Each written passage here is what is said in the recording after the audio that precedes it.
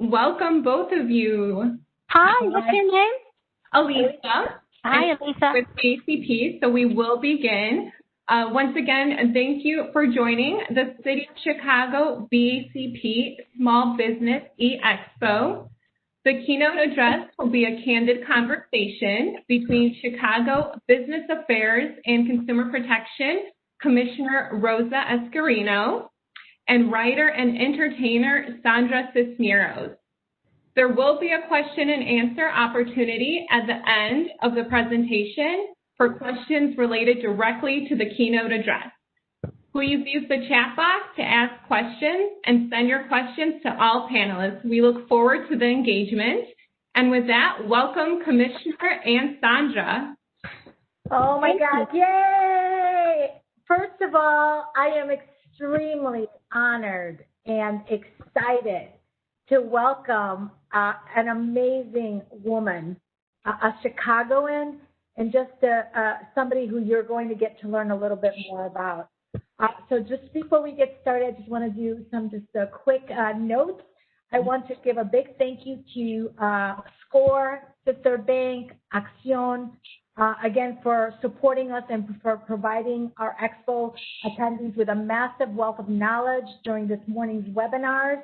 This program we're bringing this for all our Chicagoans, our business owners, or future entrepreneurs, or really anyone who's joining us today that's looking for to learn what they should be doing next in their life. And today's conversation is going to just really inspire you. So I am confident that the information you are getting with us today will help all of you improve your business, your life, etc. Especially during this time of pandemic, when many of us are just facing many challenges with anxiety, or just really facing challenges in terms of just what life has ahead for us. So this free information, again, brought to you by our many sponsors. And the next segment of our expo, again, is a conversation with our keynote speaker. She is here with us today. She is a poet, short story writer, a novelist, a performer, an artist whose work explores the lives of the working class. And many of us who are familiar with her work can relate to her stories. Sandra Cisneros was born in Chicago and grew up in our very own Humboldt Park. Her childhood is in this Puerto Rican neighborhood, is the inspiration behind her classic novel, The House on Mango Street. And oh my God, I will tell you, mandated reading when I was younger, and I relate to that story like so many of us. House on Mango Street has sold over 6 million copies, has been translated into over 20 different languages, and as I said, is required reading throughout the country. In addition to her writing, and she's written many books, and she'll tell us a little bit more about. But Sandra has helped foster the career of many aspiring and emerging writers, throughout two of her nonprofits, which she has founded, the Macando Foundation and the Alfredo Cisneros del Moral Foundation. I am so excited to bring to you a chat with the wonderful Sandra Cisneros this afternoon and learn about really all that you're doing. Sandra, welcome. Yay, thank you. I get all enthused from you're being my cheerleader. Thank you. God. I get escalofrios, chills, and I think, no, she's introducing me. Yes. Thank you. And I like that on the program you listed me as an entertainer. Because a performer, yes. Yeah, thank you. And I'll tell you the story of my life and why that's important to me. So first, I want to thank you all for having me in my hometown. My family is still there, and so I have a special relationship. But for a long time, it was a bitter relationship with the city. But I've made my peace, and I think things that are difficult for us take us to where we are in our success.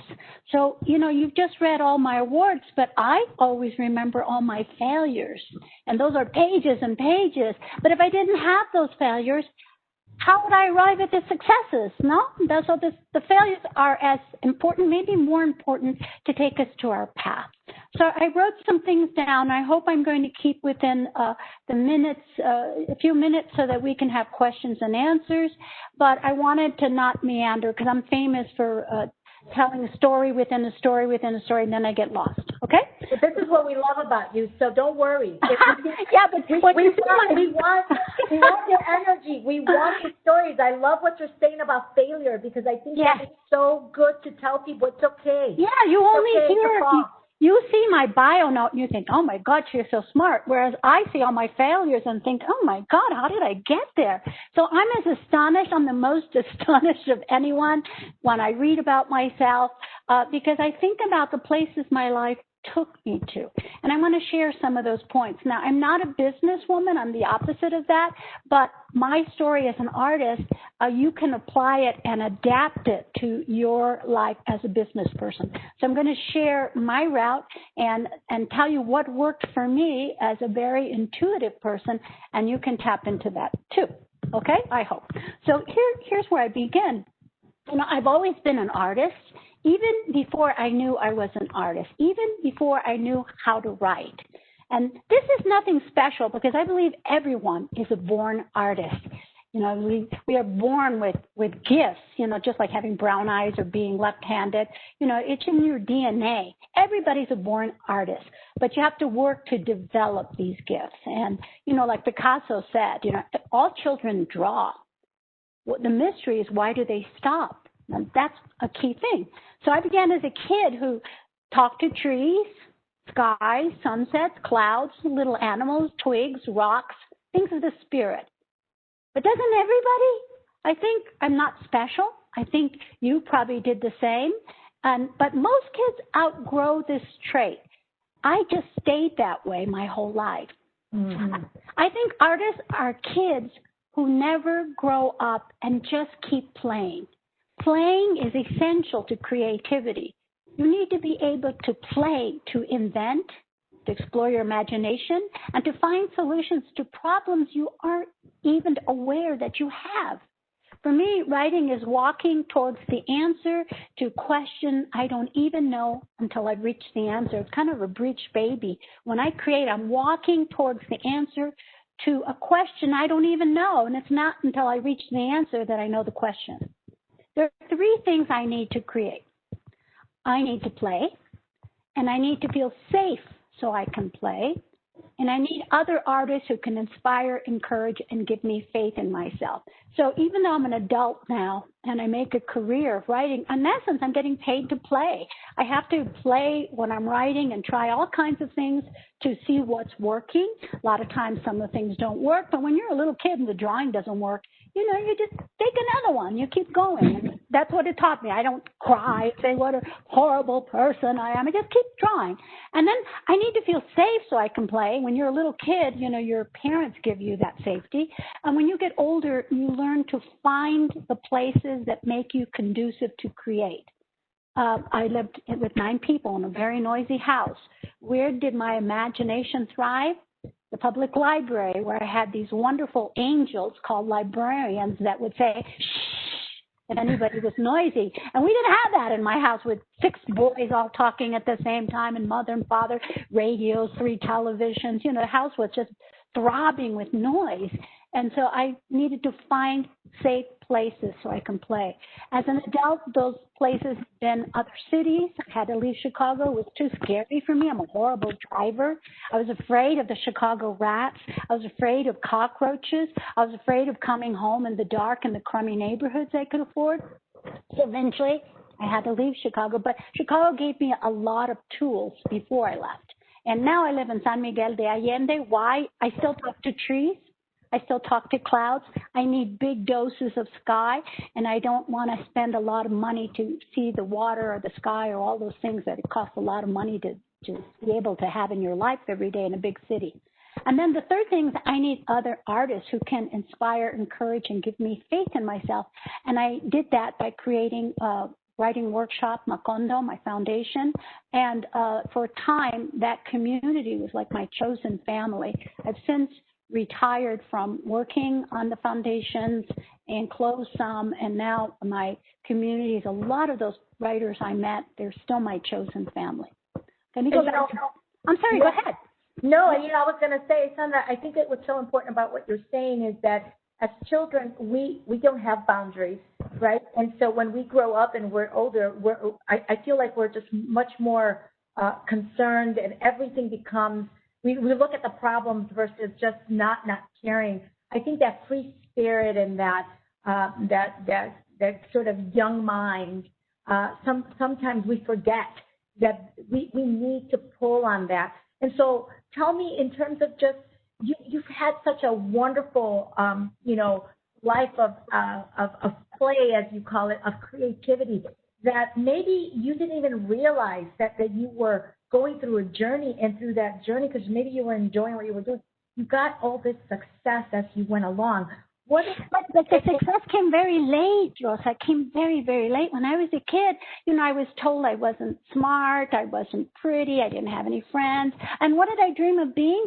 A comedian, a singer, a ballerina, an entertainer, an opera singer. That's why it's so great that you introduced me as an entertainer, because I except for being the ballerina, I've done all of the above, but you never know. I'm only 65. I might still be a ballerina one day. You never know. Life is very surprising. And I think that you're drawing upon the qualities as a person that you have. And I think why we think you're a perfect speaker for us during this crisis and during COVID is that I think you just talked about the fear, right? And so I think allowing that free spirit to come out and to really dig deep. What advice? I can pick any of your books, but The House on Mango Street, it's an interesting story about a young girl that really wasn't comfortable in her home, and as you just indicated, even in her skin, she felt that others were better. And somehow, even in that book, it's this longing for something great. What advice do you have right now during COVID as entrepreneurs are thinking about how do I go forward? Well, I think one of the important things, as being an artist, is that sense of knowing that the thing we have that gives us light, that gives us Olympia, a cleansing, that gives us a shot of vitamin B2, the thing that makes us most powerful and removes depression is creating. Creating is the opposite of dying, and when you're depressed, your spirit is dying. When you're depressed, you're not moving. Depression is like just being stuck on an ice floe. You're not moving backwards, forward. You're just stuck. And creating gets you going. It's like it gives you oars. And even if you're in some really depressed state, for me, creating anything, sometimes it's not writing. Sometimes it's, I'll take a piece of material and I'll embroider and tell a story on cloth, or I'll take paper and make a birthday card for somebody, or I'll go out to the garden and work there. Whatever it is that you create, it gives you, probably there's a scientist would tell you what it gives you to change the chemistry in your body, and it just helps you to go on. It's when I've gotten stuck with a depression that is more than 6 months, when it's more than 9 months, as many people are feeling now, a great deal of anxiety. When you have fear, when you have depression, when you have anxiety, you're blocking your heart from inspiration. And that's why, you have to create. You have to do something to move. You don't have to write. Maybe you play music and you sing along. Or maybe you dance along to a Fred Astaire and Ginger Rogers movies. That's what I do. Nobody's going to see you. You just do it, and it just uplifts your spirit for another day. And that's what art is about. It's about being very present wherever we are with whatever emotion we have, whether it's a negative emotion or a positive one. We sit with it the way a nun or a monk in a monastery would sit with whatever they're feeling. And we go very deeply and nurture it. Like if it was a little baby crying, you take care of yourself, you listen, you spend time by yourself, and you move by creating. If you can't do it by yourself, and sometimes we can't, we have to find like-minded people in our community, or what I like to say, the shamans of our age, the therapists, to talk our fears so they can help be the the visionaries to guide us through. And I've had those low moments in my life. And let me tell you that sometimes the creating wasn't enough, and I had to go to therapists, and they taught me how to find my strengths.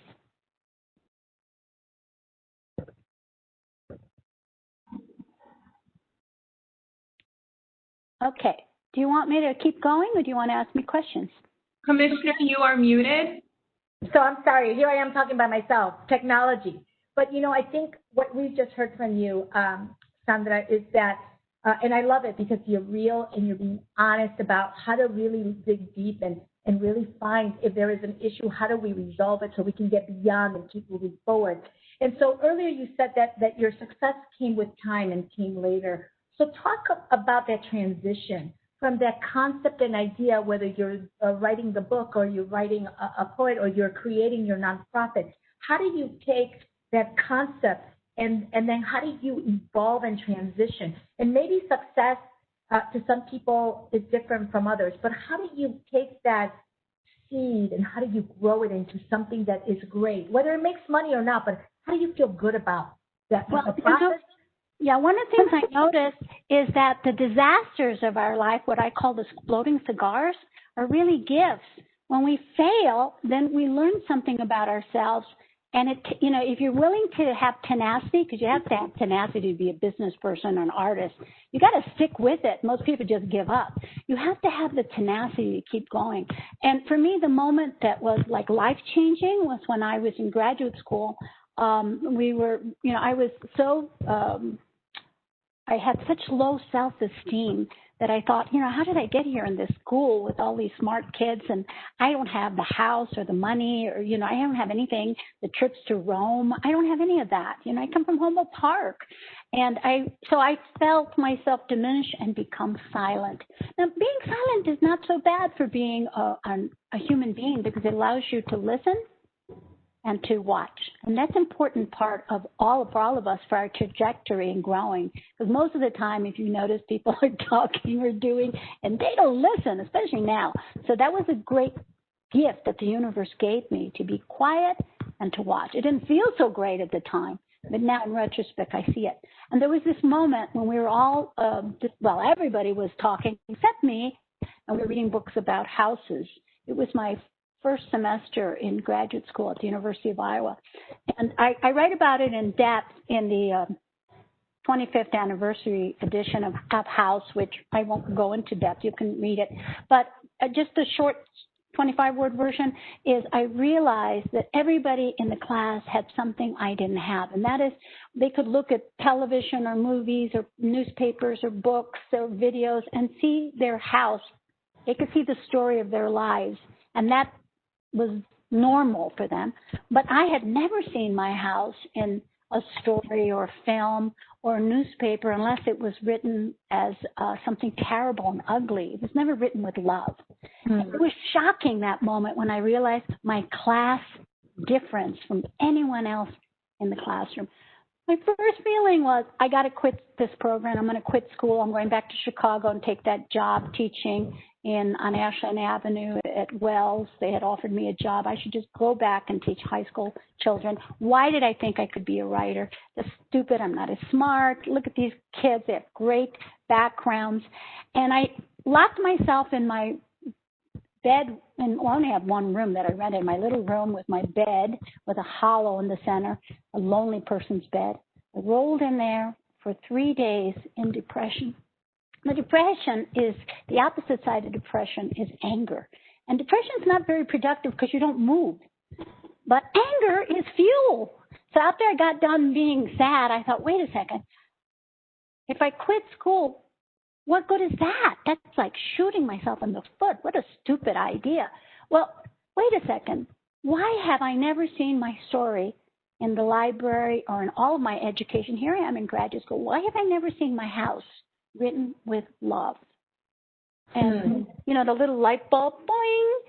I said, oh, is it really mad? Which Latinas have a lot of. I said, I'm going to write that book that I've never seen. I'm not going to tell anybody because I still am insecure and shy, but I'm going to write it. So that's when I started writing House on Mongo Street, even though it wasn't part of my thesis because I was in the poetry workshop, but it became my life raft to keep my spirit afloat. I was no longer depressed because I was creating this story from a real place that had been a secret.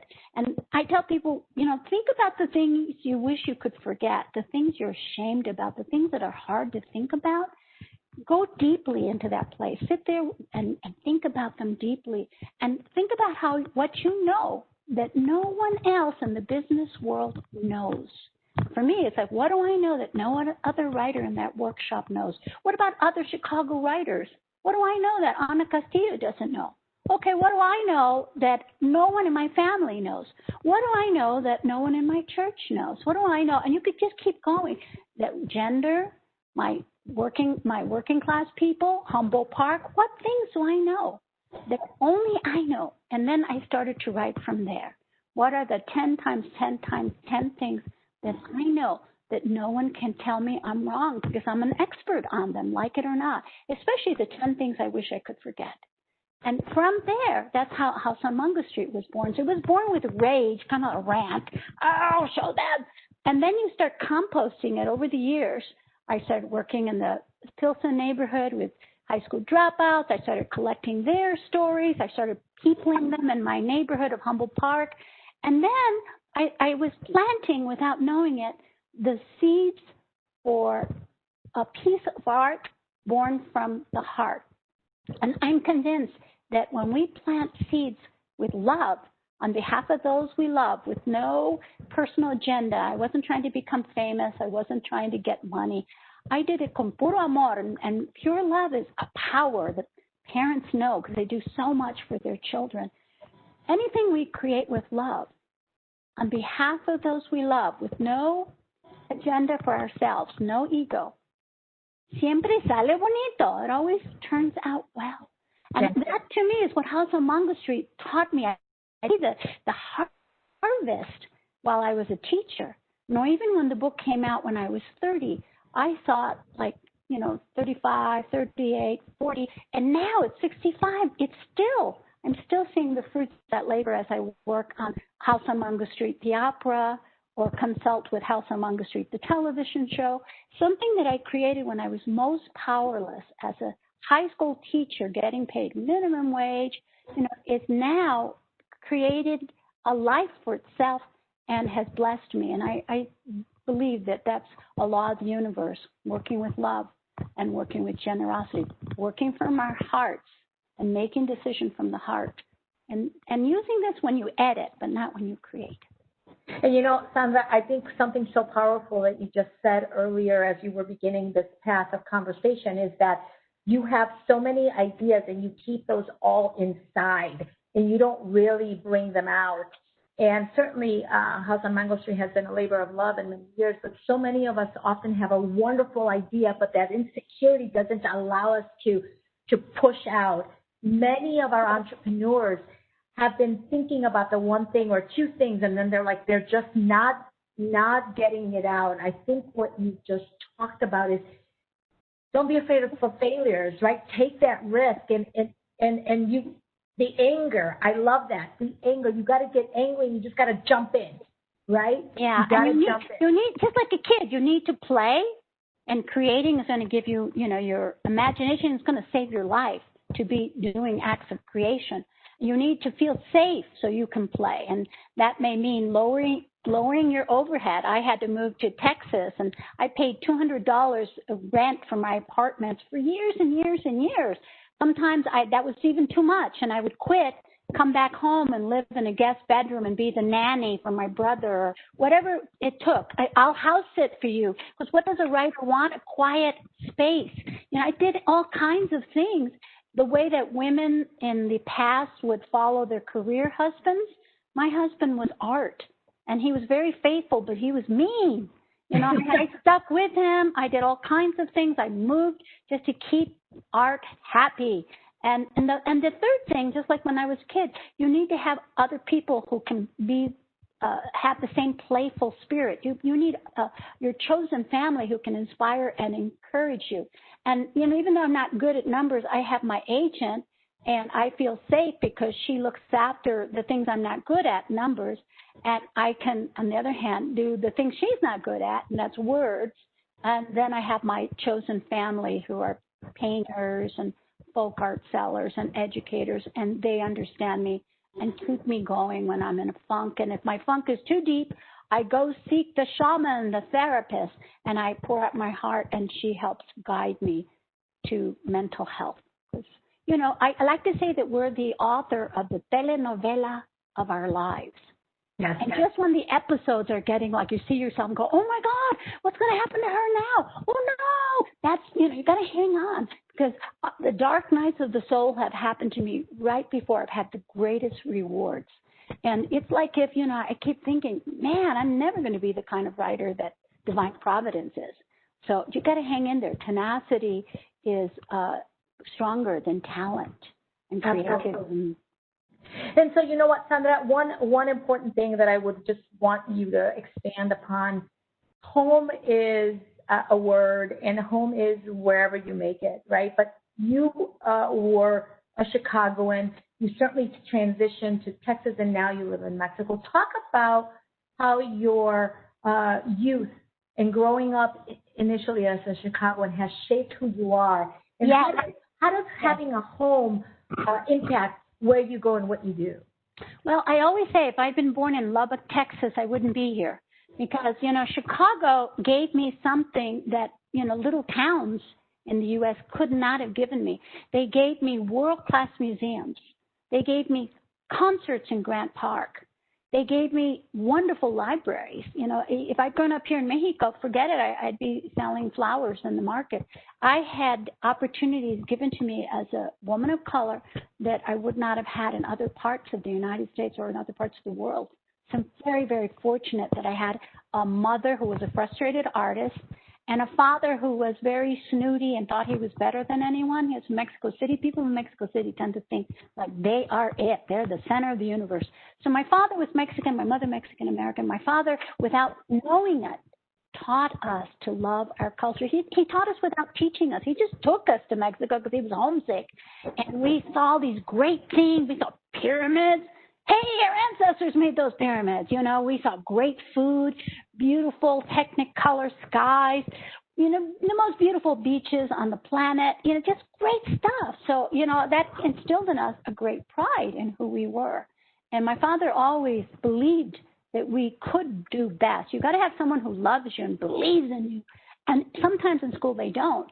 And my father believed that we were better than everybody in the neighborhood. We were just there temporarily. And my mother used to say, study hard so you can become president. She said that to all her kids, even me as the only daughter. So my mother, you know, she dreamed big, even though he was a high school dropout. My father was a first semester university dropout.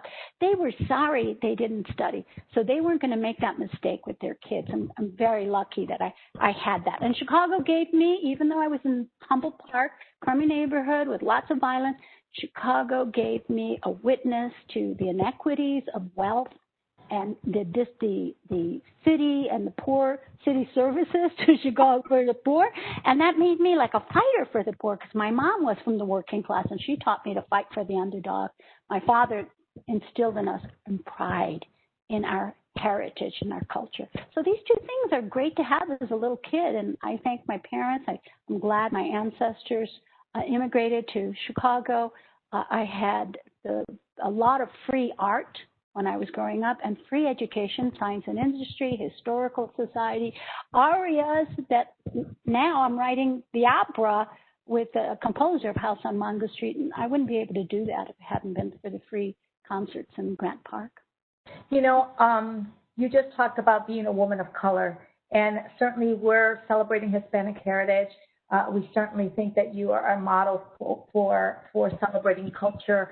And so tell us a little bit about, and you just talked about being a woman of color, you know, how it is being a Latina, growing up in a country, you know, that in some cases it's embracing diversity, in other cases it isn't. But as a Latina woman, what do you say to your audience about forging ahead? How was that journey just as a woman of color, Latina, you know, coming from a city where maybe you talk about inequities, and how do we address that going forward? All right. Regardless of what your culture is, we're all immigrants. We're all immigrants except for the Native Americans. And so we have to learn our history before the conquest, or if you don't know your history of your ancestors, we need to do some research there, regardless of whether they come from Bali or whether they come from Brussels. Everybody needs to do their ancestry, their history, because a lot of times we don't get that history, or it's all been altered in a way so that we don't get the true history. And what I worked at as a woman is to find my history as a woman from the Americas. Because, yeah, I have DNA from North Africa, from ancestors from Seville on my father's side. But, yeah, my mother's people were indigenous people who were so poor that they never even were they didn't even know their tribes several generations later. They lost their language and their culture, and they were just marked India. And so I know this is true because I've looked at the records, I've done my DNA. We have to do that research to know who we are. And once you do that research, it's going to make you realize a couple of things that the pandemic's already showing us, how interconnected we are. And that's what physicists, and that's what the great religions teach us. So we're all united. It's going to unite us in a time of division. And it's always going to allow you to realize, wow, my ancestors made this great journey, whether it was across an ocean or whether it was across the Americas, whatever that journey was, it's going to give you strength because you're going to realize, hey, I have the same DNA as that great ancestor. And I need to call that forth when I'm feeling alone or weak. I'm going to ask all my ancestors, whether they came from Sevilla or Africa or Las Americas, Norte y Sur. I'm going to say, okay, I got this task today and it's too big. But if you surround me, I know that I can do it because your lives were so much harder than mine, much harder than what today is. And if you can draw that and be conscious, either through meditation or if you are lucky enough to be in communication with the spirits, if you aren't, call your higher self. Everybody believes in your higher self. Even if you're an atheist, call forth your highest power. Because everybody believes in the power of self. So you need to focus on a practice of drawing forth that energy, whether it's through meditation or prayer or the sweat lodges, whatever your culture is. We all have that, heritage and strength because we're here. We face pandemics. We have faced starvation, colonization, wars, decimation, and we're here. So that is wonderful to know the strength we have by being the survivors of the survivors. And I think that is the message right now, right? And my question, because I think you're answering it, my next question was going to be, yes, we're in the midst of this pandemic. It's having a devastating impact on our businesses, on the health of our elderly. And so using your experience, how do the businesses that are joining us today or individuals who may be seeking, success, progress in whatever they're doing, creativity or a business, how did they take this challenge of this pandemic and turn it into an opportunity? What are some of the key things? And you've touched on a lot, but if you had to hone in on how do you take a challenge like this and use it to bounce forward? Well, I think this is a spiritual time. Instead of seeing it as lockdown, think of it as a retreat, like I call it sanctuary. Think of it as sanctuary. You wouldn't have taken a time out otherwise. So see it as a gift for you to work on you. And, how many of us have been so busy? I know I have. I haven't done my work because I've been traveling. I have too many obligations. The world moves too fast. I think it's not an accident that this is happening at this time, that we're all globally. There's like no place you can escape to. Everybody's in it together. To know that you're not alone, that everybody is in this state of fear and anxiety, to me, it gives me comfort to know that I'm going to be looking for solutions globally with others. And one of the things I like to do is, as you are doing today, you are finding your community with other people in your situation. Those are the other children that you're going to play with, and they're going to encourage and keep you buoyed. For me, it's important to have a spiritual practice. I like to use the full moon as a kind of time in which I meditate under the full moon on my terrace. In Mexico, we have gardens on the roof, but you could be anywhere. You don't have to see the moon, although it helps, to just spend 10 minutes, 15 minutes just connecting with yourself. Practice breathing. And if you don't know how to meditate, you can put a guided meditation app on your phone and just follow it. And you'll feel so much better. It's like you take moonlight and wash your face with it, and you just think, wow, I should do this more often. And, you know, in the beginning, it's kind of distracting and hard to do, but it's like anything. You know, you didn't learn how to walk in one day. You do it a little bit, poco a poco, maybe a minute, two, you build up. To me, you know, tonight is a especially powerful night for me to meditate and to connect with my ancestors, to just empty myself of the emotions that are negative, my fear, which everybody has, anxiety, maybe we're raging, maybe we have like really ugly jealousy, you know, maybe we're having just bad days. To me, to move beyond that, you know, I use the meditation to baby myself and to say, oh, Sandra, why do you feel sad? You know, and I do the meditation and I kind of like find language or breathe through it or ask my ancestors to help me. And however, it might take a couple of days, a couple of months, a story, a creation of something for me to move. But I find that practicing meditation is really good. Now, if you're not good at meditating, you can pray. Or if you're an atheist, you can call your higher self. You know, whatever it is that works for you, we're all on different paths. Nobody's leading. We're in different dimensions, and that's fine. Be kind, be very patient, and also, you know, just read the books of great spiritual leaders. I recommend Pema Chodron, who has transformed me, and Thich Nhat Hanh, the Vietnamese monk who was nominated for the Nobel Peace Prize by Dr. Martin Luther King. I read biographies by people like Gandhi and Dr. King and Cesar Chavez and all the heroes, because when I look at their lives in history, I see that, hey, they also had rough patches. How did they get through it? And that gives me animo, energy, guidance, and encouragement. So many, you know, we have so many creators and certainly businesses that are, you know, looking to get beyond. How do they reach that success? Many individuals are just looking to kind of how do they forge ahead to get to that place of success?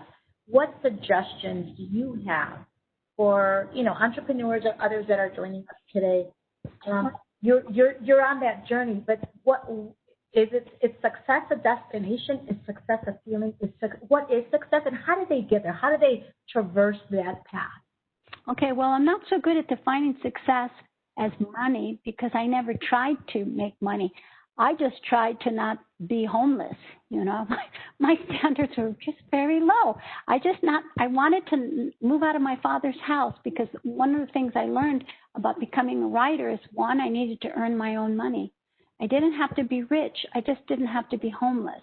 So my standards were low. And I knew if I had to move back to my father's house that I was a failure. So earn my own money to be independent. Two, I had to control my fertility because I could hardly feed myself. I didn't want a child to suffer, and the men I picked were not going to stick around. I had very poor choice in life partners. So I said, okay, I could be the tia or I could be the mom, but I can't be the author. Yeah, I have to pick. So I'm just going to be the tia, the godmother. You know, then I'm not going to be a mom in this lifetime, and I will mother books instead. And then the third thing was that I learned to take advantage of my alone time rather than being upset that I didn't have a boyfriend or I didn't have a date or, you know, I wasn't doing things that other people did. I had to learn that this time, this alone time, was a gift from the universe for me to nurture me. If I was in a relationship or had children, I would be nurturing them because that's the way I love.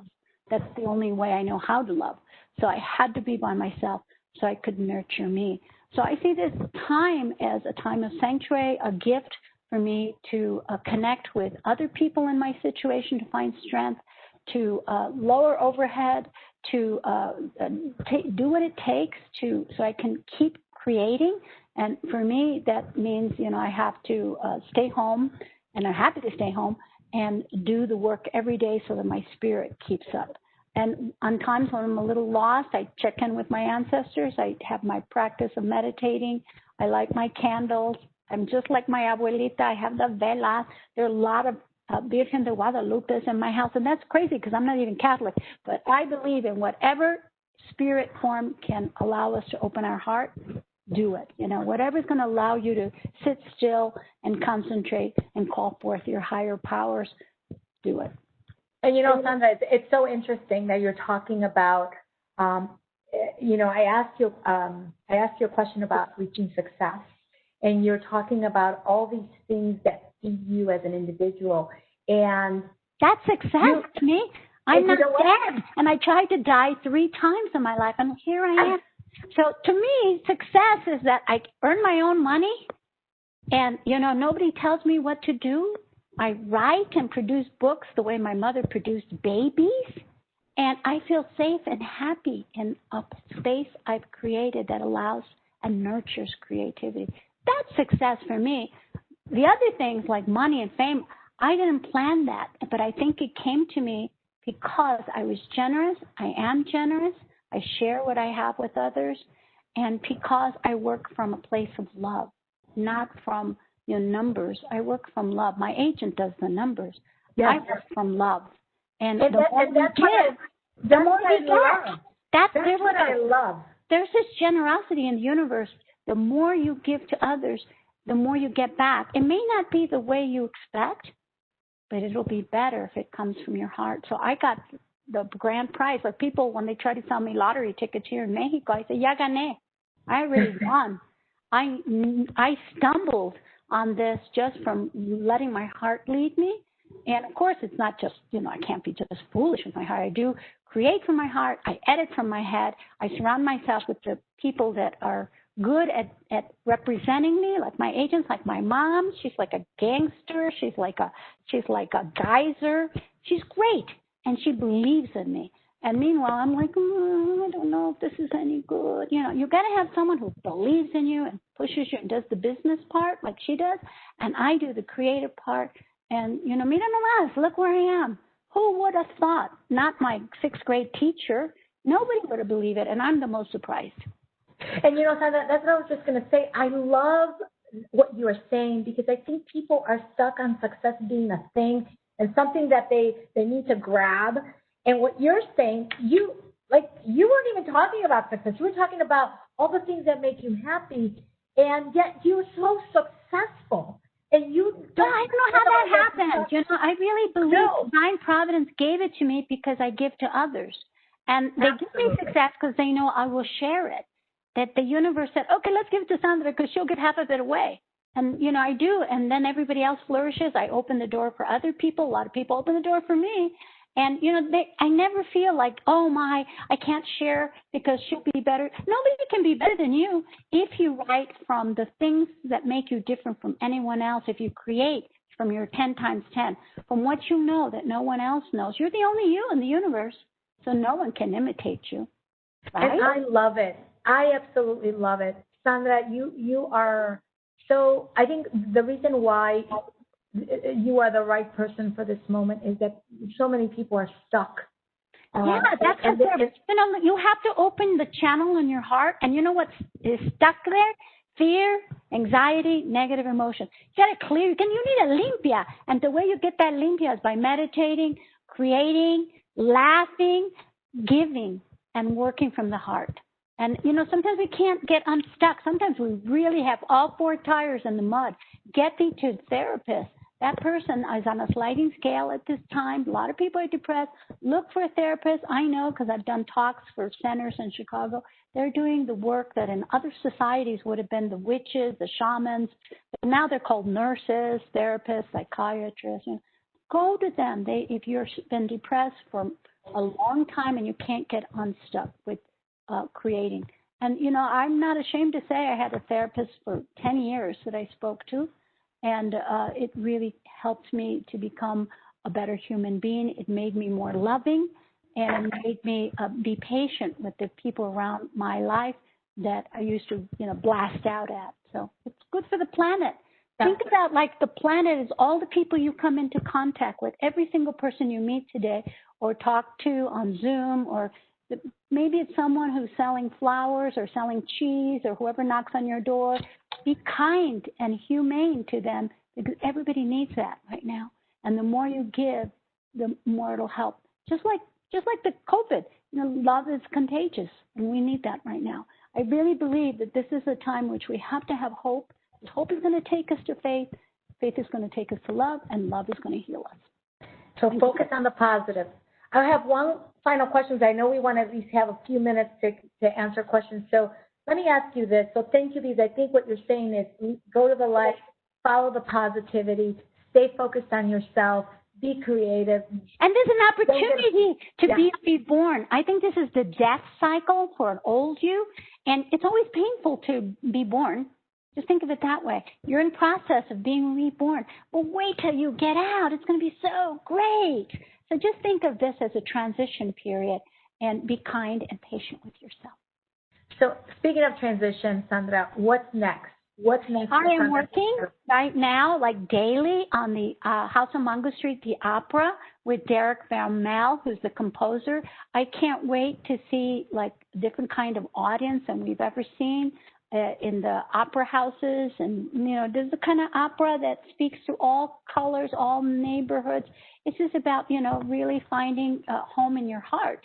So I think it's a universal story. And I'm also a consultant for the television series that will be coming up in probably 2022 of House on Mungo Street. So I love it. And Chicago has a very unique story. I realized that when we were looking for writers and we were looking for casting, Chicago, you have all these cultures in one block. Where else in America do you have that? We have amazing creatives in Chicago. We have theaters, we have music venues. We have so much here in Chicago. We do it better than most.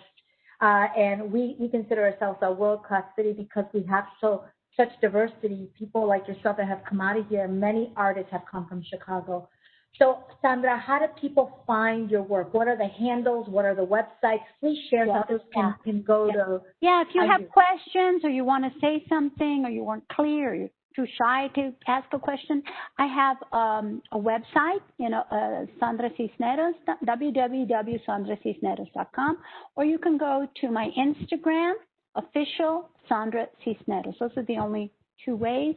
And, you can always, there's a place you can ask questions. I look forward to you joining my Instagram. I always put forward what I'm reading or articles I'm reading or remind people to vote or all the important things we need to be doing right now to go forward and be reborn, because this is a time of transformation. And, if you don't transform yourself, you're going to be stuck like the dinosaurs in the La Brea tar pits. Move. I love it. I love it. Don't go anywhere because I think I'm going to ask Elisa to come back and help us with some of the questions. But I just want to say to all our listeners, this is a time of transition. This is a time to pivot. If you're sitting behind your desk, like, where do I need to go? I think what I'm hearing from the amazing Sandra is you got to look at yourself. You got to start with you. You got to be happy. You have to follow that path. So thank you. I am so excited to have you with us. I can't wait to see the program that's coming up, the opera that's coming up. And folks that are joining us today, just look up Sandra Cisneros. She is recognized worldwide. She's got many books and many poetry and writings that she has done. And so as Chicagoans, we are extremely proud to call you a Chicagoan. And remind your listeners here to look at poetry is a time of telling truth. And so for those of people who are afraid of what's fake and what's real, if you write a poem or read a poem right now, that's like a meditation. Real poets like Gwendolyn Brooks, I love Gwendolyn Brooks, poets that I grew up with, Carl Sandburg, they still feed me. Emily Dickinson, Walt Whitman, all these poets. So Juana Inés de la Cruz, these poets feed me and they give me an injection of hope and power. I love reading about their lives.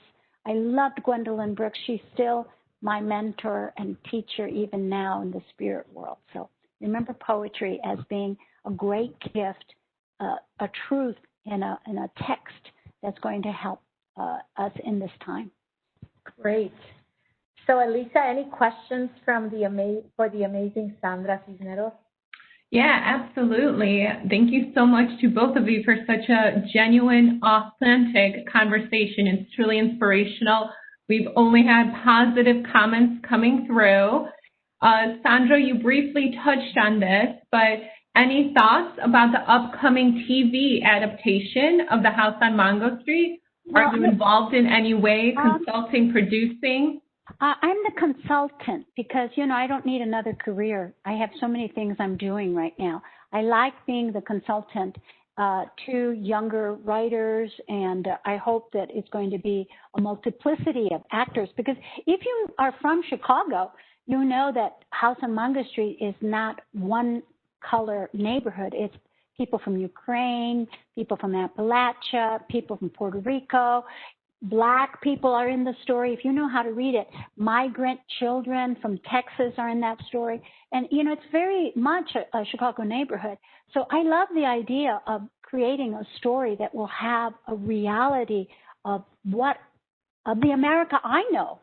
And where people, you know, may be afraid of each other, but they're stuck on the same block. They get to know each other. They get to work together. They get to love one another. That's what House on Mango Street is. A girl who doesn't want to belong, and then she winds up at the end loving, not a boy, the neighborhood. So this is the kind of a story that I think is ideal and healing for our times. Great, thank you. A question came in of what advice do you have for an aspiring writer looking to self-publish, looking to start a publishing company? Well, there's pros and cons. I would talk to other small presses, because why would you invent the wheel when there are already small presses that exist, you know, that could do the distribution and, you know, do it for you. So, you know, self-publishing maybe is only good if you want a very small distribution and you don't want anyone to take you seriously. Okay, then go ahead and self-publish. If you want to do it for your church or your family, andale, forward. But if you're a professional writer, you want to grow beyond that. So it's okay to do that maybe as your first baby book for yourself, but then you want to look at other presses. Small, you know, I began first with a chapbook that other poets published for me, little staple-bound book that cost $1, and now, like, if you can find it, over $1,000. And then I moved on to a small press at the University of Houston. But I always had like a plan, you know, a 1-year plan that fit into a 3-year plan, that fit into a 10-year plan, and a vague 20-year plan, which later on I found out that businesses do that. I don't know where I learned that. I never took business, but I knew, okay, let me look at the qualifications so I could get a grant, so I could quit and do my writing. I always wanted time to write. So I would look at the Chicago Arts Council. Okay, this is what you need. You need 3 poems published. Okay, let me get those poems published. And then from that, I could apply for a state grant. And my goal was to have a National Endowment for the Arts grant by the time I was 30. I got it when I was 28, so I was ahead of schedule. And then I got another one when I was 33, when I almost self-destructed. And then I got bigger grants that I didn't even plan, like the Lannan. Once you get a grant, you gain credibility, and other people give you grants. It's like that, you know. But you have to work really hard to be good in order to get that first grant. So be in a hurry to become a good writer. And that means working in a workshop. I invite you to look up Macondo. Look at professional writers. You want professional writers to don't get to the Olympics by training alone. You get to the Olympics by having the best coaches. And that's what you need as a professional writer. So work your way one step at a time.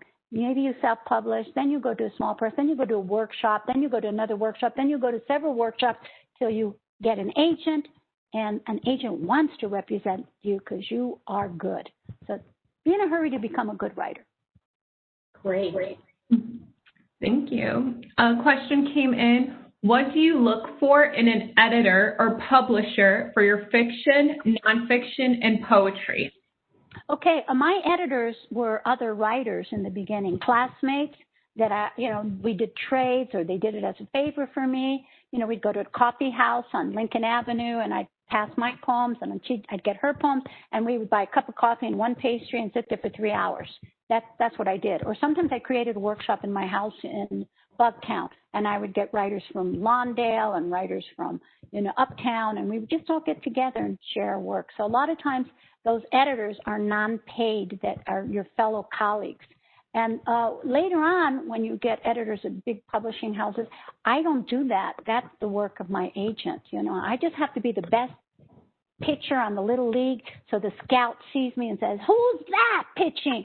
And then she represents me. Then she takes me to the major leagues, and the next thing I know, I'm hitting home runs. So it's like that. You build, like I just said previously, poco a poco, one step at a time. But you have to keep working. You can't just write and throw them under the bed. If you want to be a real writer, you have to get a harsh critique. You want to get better. You want to stay the same. And Sandra, what I love about everything you've been saying is exactly the recipe for businesses. Have a plan, step by step, have your goals, meet those markers. All of that you're saying about what you've done is exactly what the success of businesses should be. Who knew? No, it's the same. It's the same. Thank you. This is great. Go ahead, Elisa. Yeah. You mentioned several times about different writing workshops.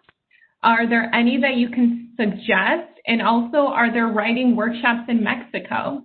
Yeah, there are writing workshops in Mexico. One I like a lot called Under the Volcano in Cotlan, which is outside of Cuernavaca. So if you look at Under the Volcano, but that's more for really higher level writers. You have to be very good to get in because there's few spaces. But there's lots of workshops. If you look at the magazine Poets and Writers, if you're a writer activist, you could apply for Macondo, the workshop I founded. I no longer manage it and I no longer participate, but I'm the mother of that workshop, and it's going to, the advantage now about the pandemics, you can attend all these workshops just in your living room, in your pajamas, in your bedroom. It's great. So that's a great advantage of this time, that you can go around the world to attend these workshops. And again, Poets and Writers, Macondo Writing Workshop, Under the Volcano, some of them you have to work towards. They're not for beginners. Thank you. A question came in. I really want to support local community artists as part of my brick and mortar startup cafe/restaurant. Do you have any experiences on what's worked really well in that regard? For example, benefited both the business and the artist? Ooh, that's so creative. I love that. I don't know. Maybe you should ask that of the writers that you want to work with and have them use their creativity to come up with ideas in which you could support each other. I think that's very kind. It's wonderful. I can think of a couple of things, but I think it needs to be someone who lives in Chicago now. Thank you. Question is, can Ms. Cisneros repeat the 10 times 10? Yeah, the 10 times 10 is you have to think, what is it that you know that no one else knows? What makes you the expert in your field? What do you know that no one else knows as a woman or as a man or whatever as a heterosexual or homosexual person, as a Christian or as a Muslim? What do you know that other Christians don't know, or other Muslims, or whatever or Jewish people, whatever your faith is? What do you know? And what do you know from your economic class, from your neighborhood, from your whole community? You can just split hairs. What are the 10 things you know that are wounds, heart wounds, that you wish you could forget, that only you with your special superpower glasses can see other people that have that wound? Work from that place. Work from that place, and that will make you unique from any other human being, because there's never been another you in the history of the universe. But that 10 times 10, it's 10 times 10 times 10 times 10. It's infinito, so it's our fingerprint. For writers, it's our voice. For business people, I don't know if you call it your voice, but it's what makes you unique, and will make your business unique if you draw from your special superpower vision, from your heart wound. I think we all were put on the planet to see other people who have the same wounds we have, and that our path and our destiny is to help heal others with the work we do, like the person who just said about the restaurant and writers. What a beautiful heart gift. I wouldn't have thought of that, but she did, because she's working from her 10 times 10. Great. And I love that you mentioned that. So often in business, we tell our business entrepreneurs, what is your unique selling proposition? What makes you different? So you beautifully touched on that and how we could relate it to the business world too. Yes. And you talked about your experiences. How do you return to those painful places in your life experiences and not become overwhelmed with emotion? I do become overwhelmed. That's why I have to write by myself and not in any public cafe. I don't write in a cafe because I laugh out loud, I cry, I get the sniffles. I always have a handkerchief, when I'm writing, because it comes out of my eyes, my nose. I do get overwhelmed, but if I get overwhelmed, I know I'm on the right track. I know I'm onto the good stuff. And if I let a genie out of the bottle, a demon that I can't control, that the writing is not going to help me to manage, then I need the therapist. But usually, if I'm writing over a series of time through my demons, by the time I finish a 10-year project, books take 10 years, I usually have the demon under control. Sometimes I don't exile the demon, I don't exorcise it, but I know how to live with my demons. When I don't, and that has happened too, that's when I got to see the therapist to help me exercise my demons. But if you're not working from those strong passions, you're not going deep enough, in my opinion. Wow. It's not easy or comfortable. Writing isn't about like jumping in the pool and farting and splashing and spitting. No, you got to go to the bottom where your lungs get compressed and it's painful, and relive things so that you can remove the demons from your heart. Because as I like to say to my students, if you don't transform your demons, whatever they may be in your heart, they will transform you. And they will come out in violence or drug abuse or they're other self-destructive. We think we're like aiming it out there.